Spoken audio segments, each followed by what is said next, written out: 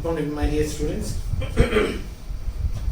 So once again, we are going through the second lesson, P block, which is the second inorganic lesson, and we are actually seeing the compounds of carbon. After seeing the allotrophies of carbon, yesterday we discussed about carbon monoxide, and today we are going to take up carbon dioxide. This is very familiar to all of you. So carbon dioxide has got the molecular formula of CO2. Mostly it occurs in nature itself. 0.3% of air will definitely contain carbon dioxide.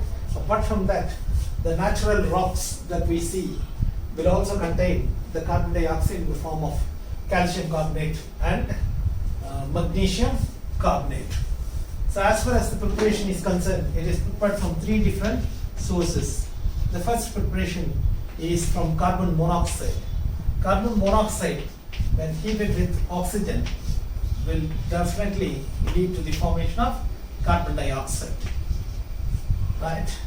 This mostly burns with a blue flame. Right? And the second preparation is from calcium carbonate. So this reaction is also known as calcination. Calcination is a process in which we decompose a substance by heating.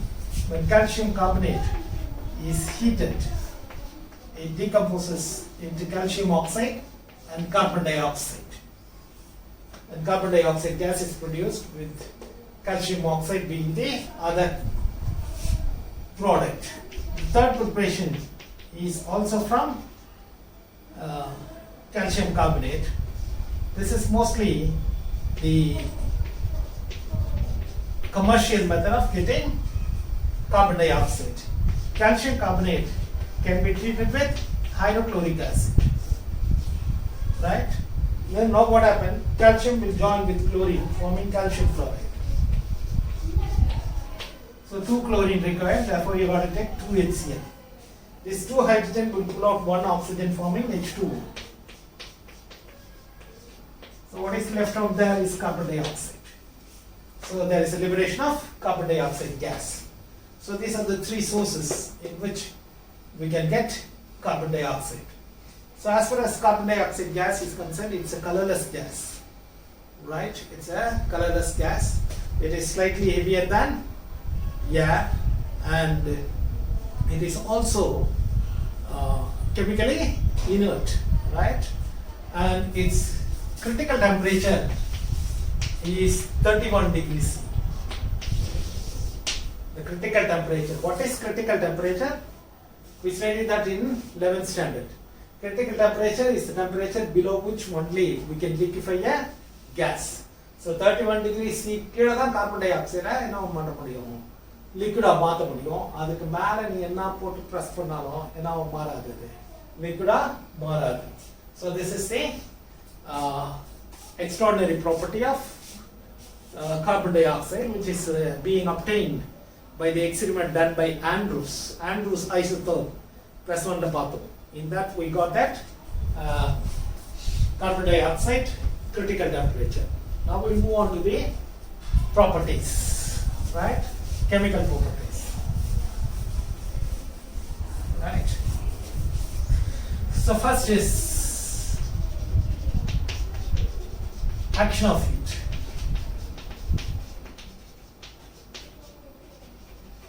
Right? When carbon dioxide is heated to 3100 Kelvin, it breaks to form carbon monoxide and oxygen. So on strong heating, it will always produce the dangerous gas of carbon monoxide. When carbon dioxide is further heated to a very high temperature, in that case it breaks, forming carbon and oxygen. Then we get the carbon powders, right? So this is the action of heat. Then the reduction. So reduction involves removal of oxygen. Carbon dioxide will lose oxygen when it is heated with metals like magnesium. Magnesium will join with oxygen, forming magnesium oxide, and we'll get carbon. So removal of oxygen is done in carbon dioxide, therefore it is said to be undergoing reduction reaction. Then third is water gas equilibrium. Right? When carbon dioxide is heated with hydrogen gas and given certain pressure, then it becomes carbon monoxide with water being the other product. And this is being called as water gas equilibrium. Right? And fourth one is the acidic property. Right? Carbon dioxide dissolves in water, forming carbonic acid. So the acid that is formed here is carbonic acid, not carbonic, carbonic acid. So H2CO3 is already balanced, 2 hydrogen, 1 carbon, 3 oxygen, 3 oxygen. So these are the 4 properties of chemical properties of carbon dioxide. In this is very important. How to prove that carbon dioxide is acidic? Then we have to give this, right? And mainly it is used as a chemical inert substance. If you want to stop any chemical, any reaction, in that case you have to introduce the presence of carbon dioxide, right? So inert substance is the one of the usage of this carbon dioxide. Then second use is that carbon dioxide is used as a fire extinguisher.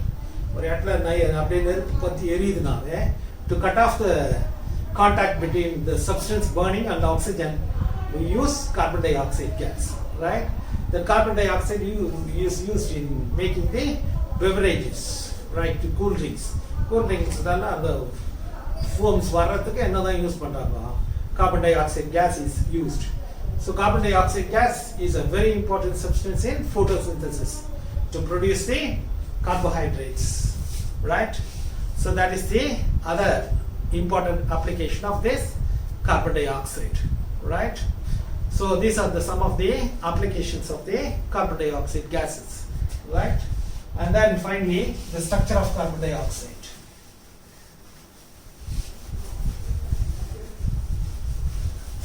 So to go for the structure of carbon dioxide.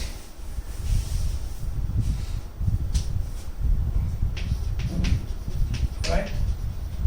So carbon dioxide structure, we have carbon with 2 electrons in the outermost, 4 electrons in the outermost. Oxygen has got 6 electrons in the outermost. So carbon in the middle, oxygen on the other side. Carbon has got 4 electrons, right? And oxygen has got 6 electrons. Therefore, a double bond is always possible between the carbon dioxide, right? So that is the structure we give for carbon dioxide, right? There are 2 sigma bonds and 2 pi bonds. Apart from that, oxygen has got pair of electrons here as well as here, right? But there is a resonance also possible. There are 2 resonance structure, right? Suppose if this double bond moves to this side, then this will become negative and this will become positive, right? In that case, what happens, or we can suggest like this also. If you move one of the double bond to this, in that case this will become triple bond, and or we can do like this also. This pair of electron can be shifted here and it becomes a triple bond, and here this bond will move here to the oxygen and it becomes single bond, right? And this will become plus, minus, and this will become plus because it has given one pair of electron to carbon, right? So this is one possibility. Or the other possibility is that it can be the reverse. So if it is the reverse, what will happen? It will be like this.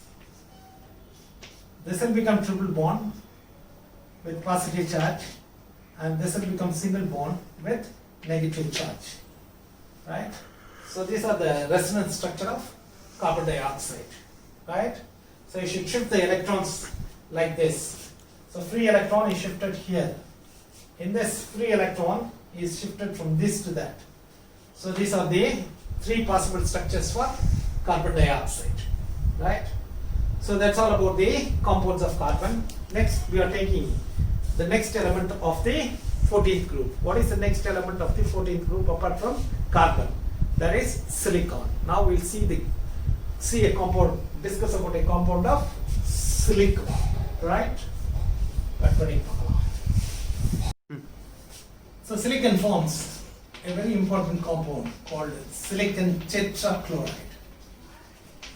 So silicon tetrachloride has got the molecular formula of SiCl4, right? SiCl4. The preparation of this. So silicon tetrachloride can be prepared from silica. What is silica? Silica under another manal, right? That is silicon dioxide. Silicon dioxide with carbon and chlorine, when heated strongly, will form silicon tetrachloride with the liberation of carbon dioxide, right? So this is the reaction that takes place. The second preparation is being done from silicon. Silicon element can be treated with hydrochloric acid. Then 4 HCl will react, forming SiCl4 with the liberation of hydrogen gas, right?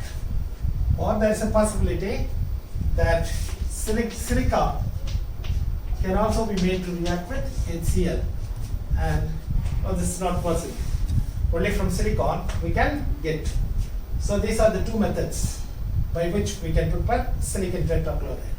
Silicon tetrachloride is a colorless liquid, and it is having the property of fuming. When it is exposed to air, it will fume in the moist air. That is the property of silicon tetrachloride. Then its chemical properties, right? So as far as chemical properties are concerned, the first property is with water, or this is also called as hydrolysis, right? When silicon tetrachloride is hydrolyzed, it forms SiOH 4 times with 4 HCl. This is called silicic acid. This is called silicic acid, right? 4 water molecule will be used. And the second is also with water in ether medium. When silicon tetrachloride is mixed with water in ether medium, ether atmosphere, it forms a long chain compound of Cl, Cl3, Cl2, SiO, N times SiCl3, right? So this is a complex compound that can be developed when silicon tetrachloride is hydrolyzed in the presence of ether. The third is with ethanol. So silicon tetrachloride will react with ethyl alcohol, right? Now 4 molecule will react because 4 chlorine will join with 4 hydrogen, forming 4 HCl, and we will get Si.